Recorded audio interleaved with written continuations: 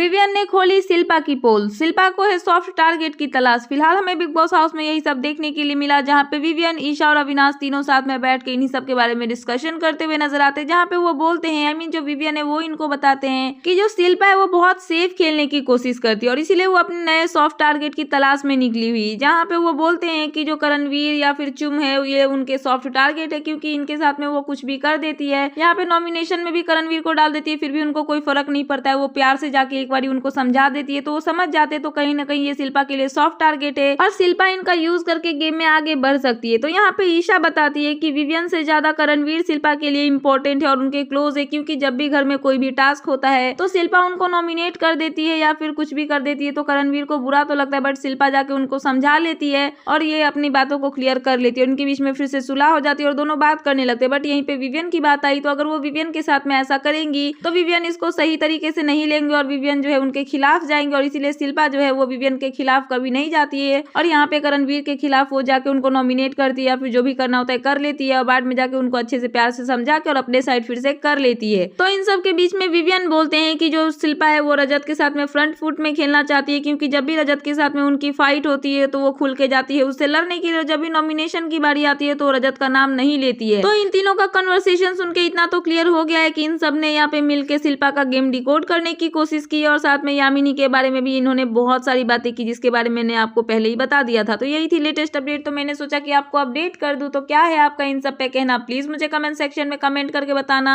And ऐसे ही latest update पाने के लिए प्लीज मेरे चैनल को सब्सक्राइब करना एंड बेल आइकन प्रेस करना, ताकि मेरे आने वाले सारे वीडियोस के नोटिफिकेशंस आपके पास टाइम पे पहुंचते रहे। सो मिलता है नेक्स्ट वीडियो में। So thanks for watching and bye bye.